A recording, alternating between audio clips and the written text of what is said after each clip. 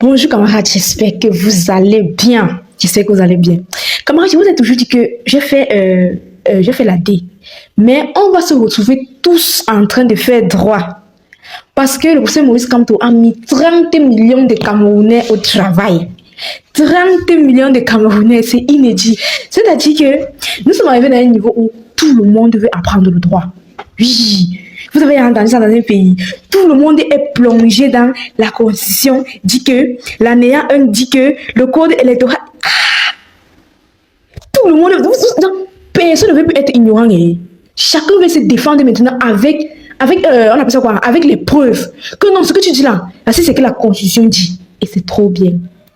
Aujourd'hui, je sais que l'article 15 alinéa 1 nous dit ceci, c'est que je répète toujours ici. Un député n'est pas député de parti, mais il est député de la nation. Le même article 15 nous dit encore l'alinéa 2 que tout mandat impératif est nul. Vous entendez ça partout, non? Tout mandat impératif est nul.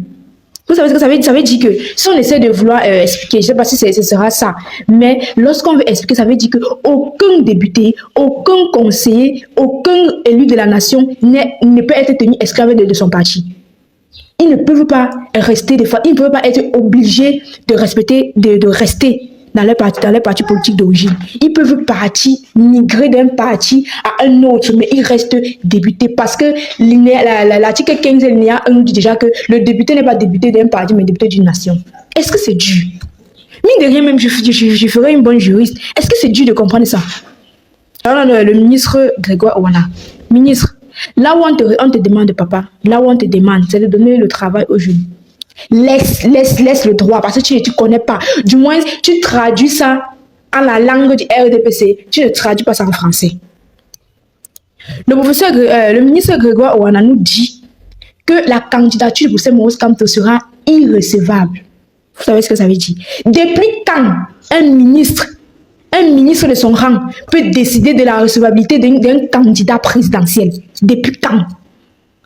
Est-il directeur de l'ECAM? Fait-il partie du comité de l'ECAM? Est-ce qu'il fait partie de la Cour constitutionnelle pour décider de la recevabilité d'un candidat? Vous ne voyez pas que chacun fait un peu tout ce qu'il veut? Ministre que du Travail et de la Sécurité inutile, écoutez un peu ce qu'il dit. De léger, mais dans cette légèreté, pour reprendre votre propre terme, il y a quand même des partis qui émergent, qui ne font pas dans l'invective, qui présentent des réalisations, ce qui est normal.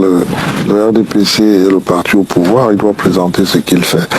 Mais les autres, non seulement ils font dans l'invective, dans les âges, comme si l'âge était un programme politique, c'est tout simplement regrettable. Et nous, on essaye dans nos interventions. RDPC, l'âge du président de la République, dont. Mais ce n'est pas un sujet.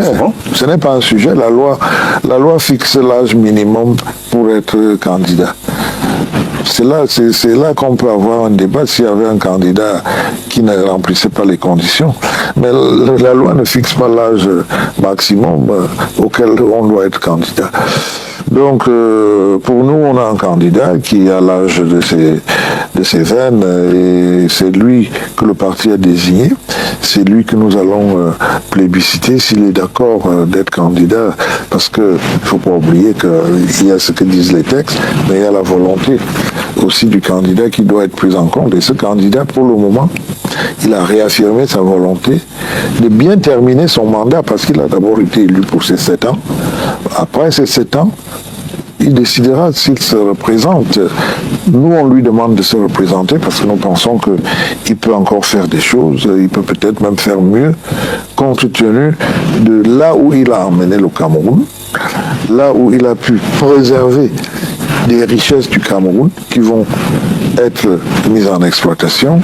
Il a pu développer des voies de communication, dont certaines sont en train d'être mises en activité, comme le pont que nous venons de voir, comme l'autoroute qui a repris les travaux Douala-Yaoundé.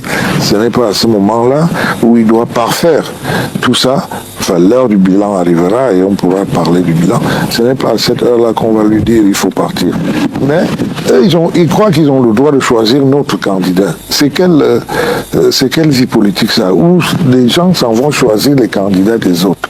Et c'est quel des autres politiques qui est en train de s'installer où, avec un parti politique qui n'a aucun représentant comme élu, quelqu'un vient vous dire, je serai candidat, je suis militant. Mais on sait qu'on ne peut pas être candidat avec un parti qui n'a pas d'élu. On sait qu'on peut être candidat avec 300 signatures d'élus.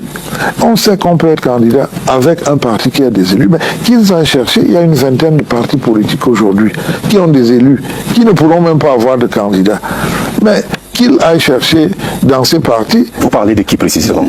Qu'il aille chercher... Vous voulez dire que vous ne savez pas de qui je parle précisément? Alors, qu'il aille chercher dans ces partis, à ce moment-là, il présentera sa candidature. Et je crois que les organes qui doivent valider les candidatures n'auront aucune raison. Alors, vous avez donc des gens qui cherchent à ce que la foule descende dans la rue.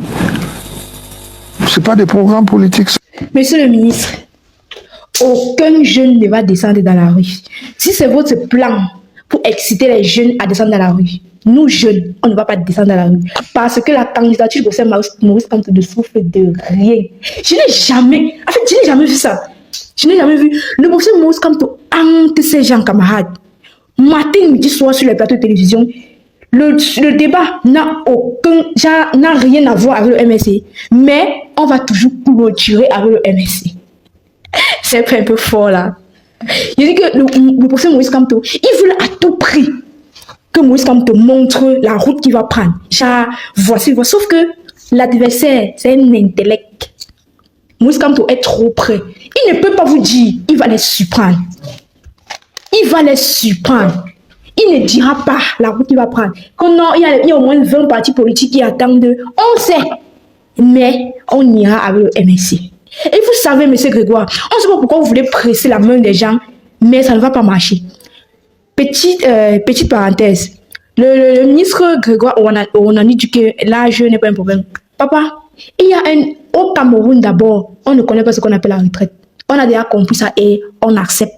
On a déjà compris qu'au Cameroun, il n'y a pas de retraite. Parce que si on veut seulement parler d'âge, là, c'est que vraiment, le gouvernement est vieux. Mais non, on vous laisse profiter de vos derniers instants. Faites votre show. Parce que ce qui est sûr, vous allez tous prendre la porte. Parce que nous, on ira dans les urnes. On va décider qui sera président. C'est pas vous, monsieur le ministre. C'est pas vous. On vous a attendu dans votre secteur fatigué. Vous n'avez rien fait pour les jeunes. Rien du tout. C'est pas aujourd'hui que vous allez sortir, nous brandir comme quoi le MSC, qui vous a demandé?